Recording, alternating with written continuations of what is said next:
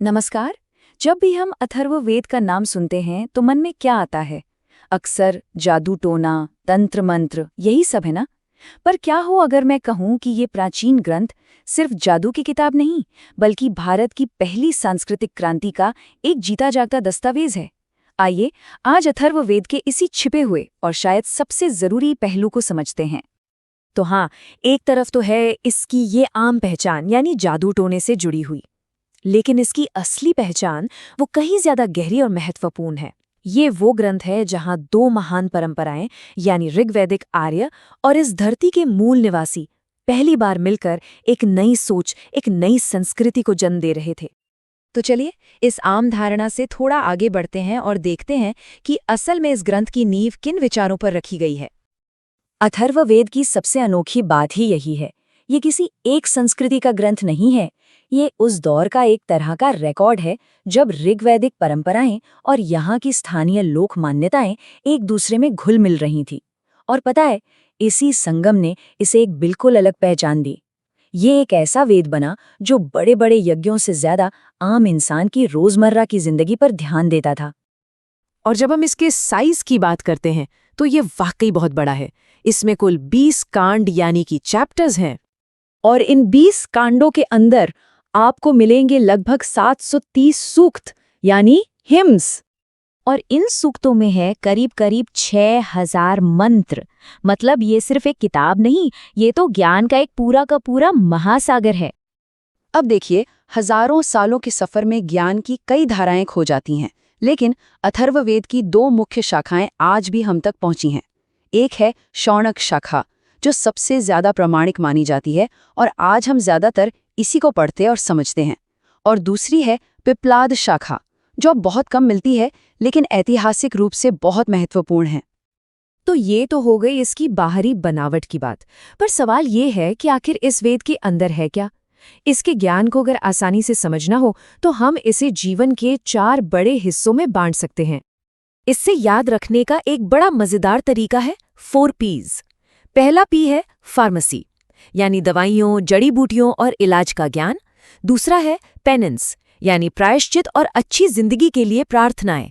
तीसरा, और ये बहुत दिलचस्प है, पॉलिटिक्स, यानी राजधर्म और शासन कैसे चलाया जाए। और चौथा P, जो लोगों को सच में हैरान कर देता है, वो है फिलॉसफी, यानी गहरा दार्शनिक चिंतन। सोचिए, ये सब कुछ एक ही ग्रंथ में। और जब हम दर्शन की बात करते हैं तो अथर्ववेद का पृथ्वी सूक्त तो बिल्कुल अलग ही चमकता है। जरा इस एक पंक्ति की गहराई देखिए, माता भूमि पुत्रों अहम पृथिव्यः। इसका मतलब है, ये धरती मेरी माँ है और मैं इसका बेटा हूँ। ये सिर्फ एक श्लोक नहीं है, ये हजारों साल पहले देशभक्ति और प्रकृति के लिए गहरे सम्मान का एक अद्भुत उदाहरण है। लेकिन बात यहीं खत्म नहीं होती। अथर्ववेद का असर सिर्फ इसके अपने मंत्रों तक नहीं रहा। इसी वेद से ज्ञान की कुछ ऐसी धाराएं निकली जिन्होंने भारतीय दर्शन को हमेशा के लिए एक नई दिशा दे दी। चलिए जरा इसकी इस अमर विरासत पर भी एक नजर डालते हैं। देखिए, इसी वेद से 3 बहुत ही महत्वपूर्ण उपनिषद जुड़े हैं। पहला है मुंडकोपनिषद, और हाँ, यहीं से हमारा राष्ट्रीय आदर्श वाक्य सत्यमेव जयते लिया गया है। दूसरा है मांडुक्य उपनिषद, जो ओम के गहरे रहस्य को समझाता है। और तीसरा प्रश्नोपनिषद, जो सवाल जवाब के रूप में है। और एक और खास बात, इतने बड़े वेद का सिर्फ एक ही ब्राह्मण ग्रंथ है जिसका नाम है गोपथ ब्राह्मण। एक ऐसा वाक्य जो हम सबकी आत्मा में गूंजता है, सत्यमेव जयते, यानी जीत हमेशा सच की ही होती है। ये शक्तिशाली विचार हमें अथर्ववेद से जुड़े मुंडकोपनिषद से मिला है। और दिलचस्प बात यह भी है कि यही उपनिषद सिर्फ दिखावे के लिए किए जाने वाले यज्ञों और कर्मकांडों की आलोचना भी करता है। उन्हें एक ऐसी टूटी हुई नाव कहता है जिसके सहारे जीवन का सागर पार नहीं किया जा सकता। अच्छा, अब चलते हैं एक ऐतिहासिक पहेली की तरफ। अथर्ववेद में मगध का जिक्र कुछ इस तरह से आता है जो हमें उस समय के समाज और भूगोल की एक बड़ी हैरान करने वाली तस्वीर दिखाता है। सवाल ये उठता है कि जिस मगध ने आगे चलकर भारत का सबसे बड़ा साम्राज्य खड़ा किया, उसे शुरुआती वैदिक काल में एक बाहरी या पराया इलाका क्यों समझा जाता था? इसका जवाब अथर्ववेद के ही कुछ मंत्रों में छिपा हुआ है। इन मंत्रों में ऐसी प्रार्थनाएं हैं कि बुखार और बीमारियां यहां से दूर मगध और अंग जैसे इलाकों में चली जाएं।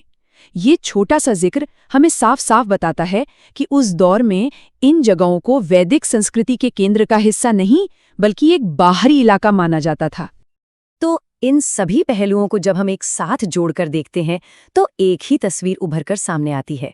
अथर्ववेद बड़े बड़े महलों या मुश्किल यज्ञों का वेद नहीं है, ये सीधे सीधे आम इंसान का वेद है। इसीलिए इसे लोकवेद भी कहा जाता है, यानी लोगों का वेद। ये एक ऐसा ग्रंथ है जिसकी चिंताएं हम सबकी चिंताएं हैं। अच्छी सेहत, खुशहाल परिवार, काम में तरक्की और एक सुरक्षित समाज। इस पूरी चर्चा को अगर एक लाइन में समेटना हो तो वो ये है, अथर्ववेद एक पुल की तरह है जो हमें जंगल में बैठे ऋषियों के गहरे ज्ञान से लेकर एक आम इंसान के घर की उम्मीदों और डरों तक ले आता है।